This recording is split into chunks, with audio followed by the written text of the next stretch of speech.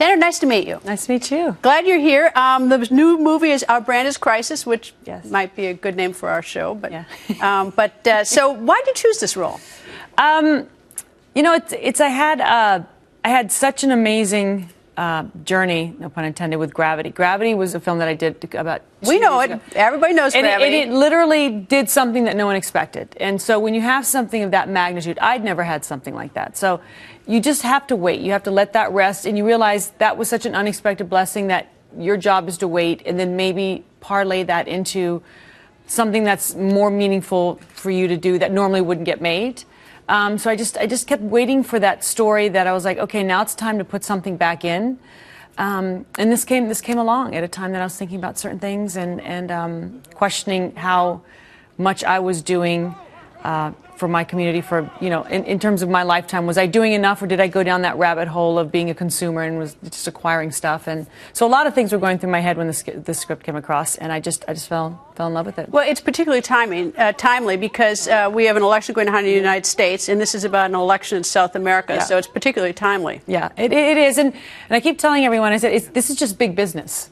You know, if you look at politics, it's big business. And every big business has that quiet team behind it that sort of helps fix, control, manipulate, consult, you know, and here we have literally that, a team of people hired to go down. There's some ad execs thrown in for the mix, political consultants, and they go in to sort of take this candidate that's basically second to last and help him to win the election. And the tactics that they use are, you know, not unfamiliar to you in your world. You know, they've been existing for a long time. And I think now we just see it all because you can't hide behind the curtain anymore because of the media. The media sort of puts everything out on the table and says, look at what's going on. Well, it's interesting because your character is quite flawed in her yes. personal life, yeah. but she's quite successful in her business life. Yeah, yeah. And that's, to me, I don't know. I shouldn't say quite flawed, but at least I thought she was flawed. She's very flawed. Okay. She's struggling. She's struggling on many levels with addiction. She's struggling with mental illness. But she has this gift in that she is brilliant at what she does. That gift is also, I think, killing her. And you know, they call her a disposable because she doesn't have family. She doesn't have children. She has nothing to stay home for. That's sad. That was sad. It's sad because they go, we want to pull her in. We need someone unconventional who could maybe do the dirty work for us to help win this thing. But if she fails, she's disposable. So it's win-win for us. You know, we can blame it on her if it goes wrong and we have our hands clean. So you really see how people are manipulated in all walks of life, all aspects of business, and you just have to ask yourself, how have I been culpable in that? You know, in my quest for whatever it is that I'm doing in my life, have I done things that have harmed others just because I had my eye on the prize? You know, I felt bad in the opening part when she's up in that cabin alone. Making her pottery. Making her pottery. Yeah, I felt terrible. I felt terrible for her. Yeah, well, I mean, the good thing is that she realized she pulled herself out and was doing something that was sort of tactile and spiritual and soulful for her, and she at least got out a little bit, but they were easily able to pull her back in because they pulled out her nemesis, which ostensibly was her biggest addiction, which was the part played by Billy Bob Thornton, John Candy, and they knew that by pulling that out, they'd pull her back in. Right. As I understand it, though, this was not originally written, your role, for a woman. Yeah. It was written for a man. Yeah. So, I mean, how did you sort of get the script, and how did you sort of convert it from woman to man, or man to woman? There was a series of operations that went down. No, just kidding. She's going, really? Oh, I get it. No, I was looking for scripts. I was just reading, and I wasn't really interested in working for a while because I'd done Gravity, and that was sort of a big time chunk out of my life, and I just wanted to take my son to school and do the normal stuff. And but I said I'd like to read and see if there's anything for the future, but nothing was really showing up that made me say I have to leave home, uproot my son, and go tell the story. You know, and so I told my agent, I said, let's find what's out there for men that no one's producing. And that's just sort of sitting on a shelf. Have you ever done it that way before, though? Asked for a script? I did, for comedy. For comedy. I sort of wanted what Jim Carrey wasn't doing. I was like, why? Well, you couldn't do that in Miss Congeniality, though. That was always going to be a woman's role. I mean, nowadays it could be sort of a broader, you know. Well, yes, maybe we better not go there. Yeah, but it's just something that I just go, why not ask if it's unproduced and they're willing to let it go? And this oddly was at my friend George Clooney's and Grant Hesloff's company, Smokehouse, and they had it for 5 years. And we're sort of sitting on it, not doing anything with it. And I said, and when I read it, I didn't read it as a male part. I read it as those are the parts that we women say, oh my God, if I could just do a role like this, that would be amazing. So what is this business like? I realize that you're on the high end of the business, and for actresses who just get started or actors, it's much different. But do people just like hand you a bunch of scripts and say, read these and tell me if any of them, like how often do you get one? Good stack a week. And it all depends on where you are in your career. You can tell when, you're out of favor because it just diminishes. You don't get those scripts. You just don't get anything.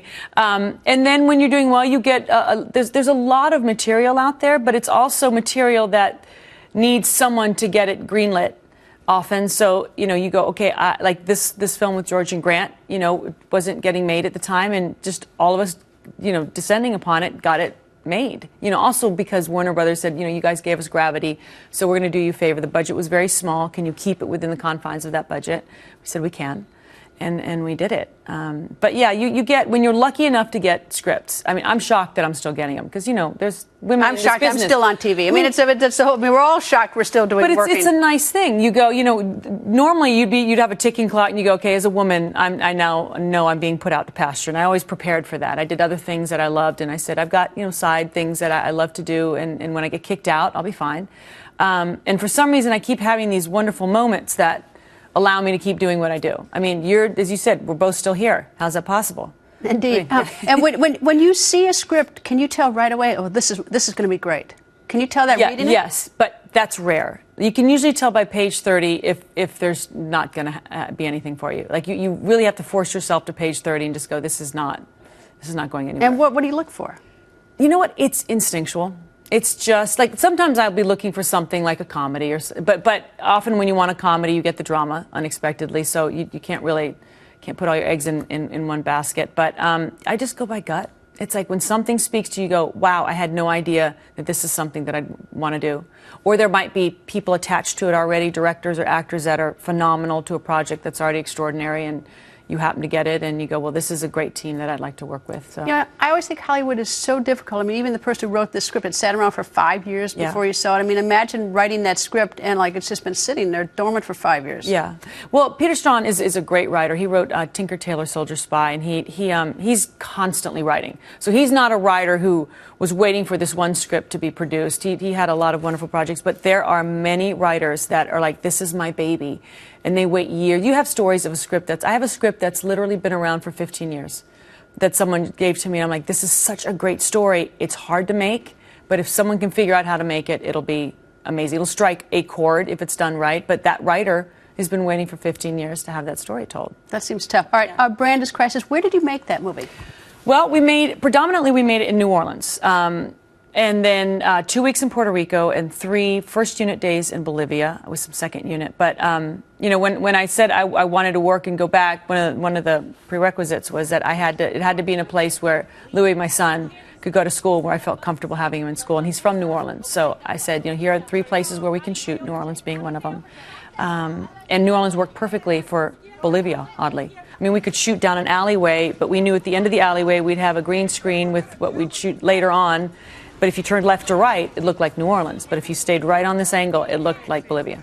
And then we'd go to Puerto Rico, and we had street scenes that we were able to sort of puzzle into what we'd shot in New Orleans. And then the Bolivia was obviously for Bolivia. And you don't do it in order, do you? I mean, no. you do. I mean, that's we watch a movie obviously in order. I watched your movie in order, but you shoot these out of sequence, and something like, how do you even know how to act when it's out of sequence? And I think I'd be better if I could sort of like. You always say at the beginning, can we please shoot in sequence? That never happens, ever. But you agree that would be much easier? It would be amazing because so much changes along the way, and often you can get certain chunks done in sequence, but then often you're shooting an ending 3 weeks into the film. And if it's a love story, they're like, okay, here's your partner, and okay, look at each other, and you're in love, and you're back together. And you're like, I just met the guy. I don't know what's supposed to be happening. It's odd. It's really odd, but you get used to it being out of sequence in a weird way. You really keep your script as the Bible. You write down where you are, where the character is emotionally, and you just literally, you refer. You always refer back to the group. Everyone reminds each other what happened before, what hasn't happened yet. And it's just a stroke of luck. So when did you start shooting this? We started shooting September, And finished when? Right before Thanksgiving. I mean, we didn't start. We started mid-September, mid to late September, and stopped right before. That's sort of fast, isn't it? For a film, yes, very, very fast. Because that I think would make it easier, the out of sequence thing. I think a little bit. Yeah, no, we had a 3-month film that was shot in a little over 2 months. So we had like 15-hour, 16-hour days. But with a film like this, that's you're getting into it. You go, it's not going to be a lot of money. It's out of love. It's out of passion for the story. These kinds of adult films have a hard time getting made. I would not call it an adult film. I know. Every time I say that, I go, please don't go to that nasty, nasty place. How many exes? Greta, you went to porn. I went to grown-ups. Anyway, moving right along. All right. So you say that it's not a big budget. How much? Yeah. Well, roughly 28. And it's a lot of money in real life standards. But when you think about the films that are getting made now, they're like upwards of 80, 90 million and up. And they're big. They call them tentpole films. Like the Marvel films and all those great films like that. And they do merchandising off those. That's why they make all that. There's not really a lot of merchandising to be made off of Our Brand is Crisis. I think so. A doll that's after me who's literally falling apart. Hair is falling apart. She passes out. So it's that's why I can see it's tricky because you have to convince a studio that this is something important to make. You go out there and you sell it and you push that boulder uphill and you really hope that at some point it just makes its money back. And if it makes its money back, then you can make another film like this again. George Clooney is the producer? Yes, he is. I imagine that he has a little easier time getting movies made than some other people? Yes, some other people, but even for George, it's hard. It's the climate is very different. Because these big films do so well, it's a little frightening to invest in the smaller films because it's iffy. So you really have to be loud and do a lot of begging. And the nice thing was that we did have Gravity, and they said, okay, you gave us, everyone was behind this, so we'll let you have this journey at this budget. And that's when I love this business because you sort of get rewarded for things that are it's money. It comes down to money, but sometimes you have to use those blessings and give back. In a way, I understand how. You're successful. You're enormously successful. So your life changed over since you started the career. But the business of making movies since you started, has that changed at all? I don't know. I think because I wasn't aware of what the business. I was just an actress, and I was like, oh, I'm so happy to be working. I'm just happy to be here. And then as I started to produce, a whole other side opened up to me. And I think there's a lot that's different in terms of marketing and selling, like the ways that you can market and sell a film with the internet and all the things that are available in the media that were not available when I first started out. So there are pressures and weird things that you're asked to do, but other than that, it's the same thing. You can. You have the internet, which now is a great asset in that you can have a special film, and it might not be the conventional film, but because people love to blog and speak to each other about what they've experienced, what they've seen, there could be a whole life for a project and a film that you wouldn't normally have if the internet didn't exist. Well, I imagine with this one, Crisis is Our Brand. I'm not going to tell the viewers, listeners, how the name came about. Our Brand is Crisis. Is that the timing is really going to... Frightening. It makes people... frightening. Besides that, frightening. Yes, frightening. Is that it makes... it's the appetite for it because people are fascinated with politics. Mm-hmm. Yeah, it is. A year ago, they've had this. It will have been 7 years, and you couldn't have foreseen that the election would or the race would be as active as it is now. Active is a good word for it. It's a nice word to describe this. And showman-like. But it's always been that way. But it's always been that way behind the curtains. There's sort of the people in the know knew that there was this energy. I think now it's just become theatrical and.